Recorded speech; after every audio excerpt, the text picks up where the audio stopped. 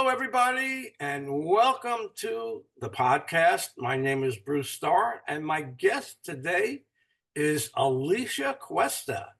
Alicia is a mental health therapist who offers various treatment options to individuals throughout South Florida area. Her focus is on trauma therapy, and she provides this service to people of all ages and demographics. She's bilingual and is able to provide individual therapy to Spanish-speaking people, which is in high demand in the South Florida area. Her main focus is on EMDR therapy, and we're going to find out what that means, and play therapy for children. Thanks so much for doing the podcast with me today, and I so look forward to learning a lot more about your work. So welcome to the show. Hi, Bruce. Thank you for that introduction. It's great. I'm glad I'm here with you to share a little more about what I do. Super. And in reality, it's not. We do not need to live like that. And this is why this treatment works so well. It's because it allows the client to identify. I help clients identify these symptoms that they've had. It also sleep disturbance. That's another symptom of PTSD. People are not sleeping well and they're not understanding why. So helping the client understand why they have these symptoms and helping them decrease the emotions attached to these memories, these traumatic memories. So they have the memory, and then the emotions attached to them are present in their everyday life.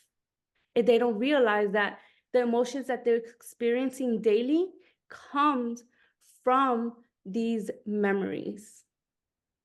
And so you spoke about EMDR, and let's talk a lot more about that, because I have a feeling that this therapy is going to play a much deeper role as time goes on in our lives and in our community. Yes, so EMDR, the acronym EMDR stands for eye movement desensitization and reprocessing.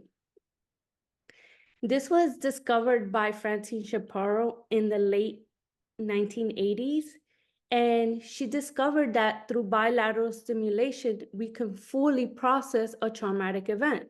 And the reason it was called eye movement is because she used a pen, and moving the pen left and right and looking at it, that is a bilateral stimulation.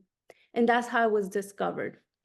This EMDR has been studied for almost 40 years now and have discovered other ways to do bilateral stimulation.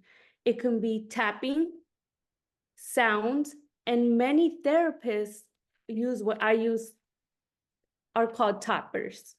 These are tappers, and they vibrate, they alternate, they stimulate the left and the right brain. So as they're vibrating, they're stimulating. You don't have to do anything other than hold the tappers. Through this process, the client is going into the memory. The client is fully aware and in control and can stop at any moment.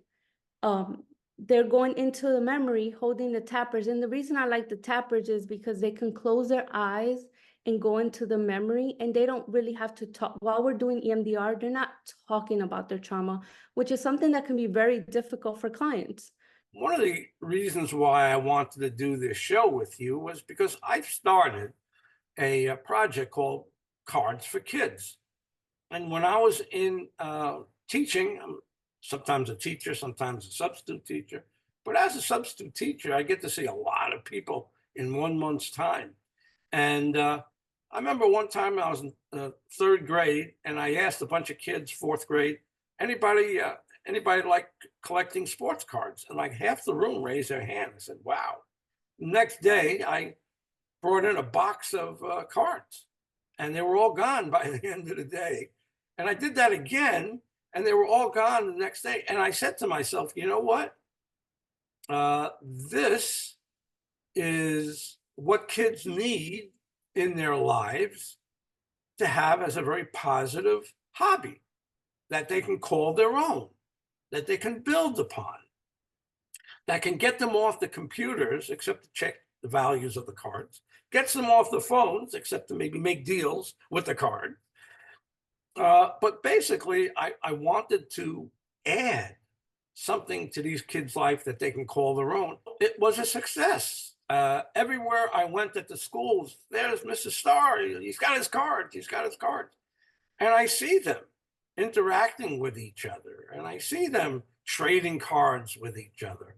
And I really believe this is a fantastic, no, innocently, it didn't have no idea, innocently believe this could be a fantastic way for kids to have a better kind of childhood by just having something they can call their own and over the years grow with it. So how does cards for kids, how do you think that can have a positive impact on children's mental health?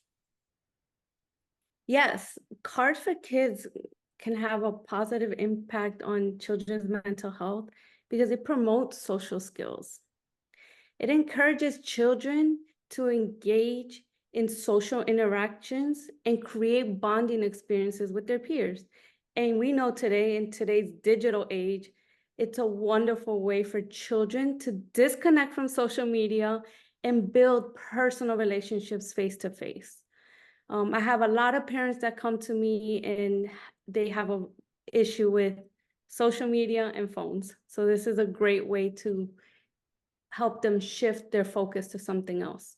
I like that you brought up bonding, because lots of times, unless people have a reason to bond, they won't. If they don't have something in common that they can really get together with and build together, they won't. They'll just go on their separate ways. I love what you said about bonding, and how important is bonding and connecting in a child's life. Yes, that is very important. Cards for Kids is also a great mindfulness activity because it offers stress relief and relaxation, something that's similar to art therapy and gardening. When children focus on a hobby like card collecting, it can also significantly reduce anxiety because it reduces overthinking and allows them to be fully present. Cards for Kids also fosters emotional expression. Children can feel comfortable expressing themselves through unique card collecting habits, allowing them to stand out as individuals and showcase their personalities. So overall, Cards for Kids is it's great in supporting children's mental health and personal development. Wow, I love what you're saying, and it just makes me feel even better that there's science behind my beliefs. So I want to thank you very much for speaking about that. I think that's going to give me even more confidence to go out there and know that my work is going to benefit, many, many more kids in the future. And you mentioned earlier about kids being able to calm down using the cards. How about me? I can't tell you how many times I couldn't wait to get home because I had an upsetting day, an upset happened. And I know that after spending 5 or 10 minutes with those cards, I'm like a different person.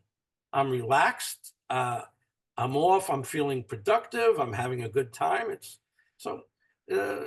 There's a lot more to this than I even imagined. And I sure do appreciate getting your professional opinion about this. So I want to thank you so much for being with me today, Alicia Cuesta, and you're doing great work. And I know this won't be the last time that we will be working together. So I want to thank you again for being here. And thank you, everybody, for watching. And we'll catch you next time. Bye-bye, everybody.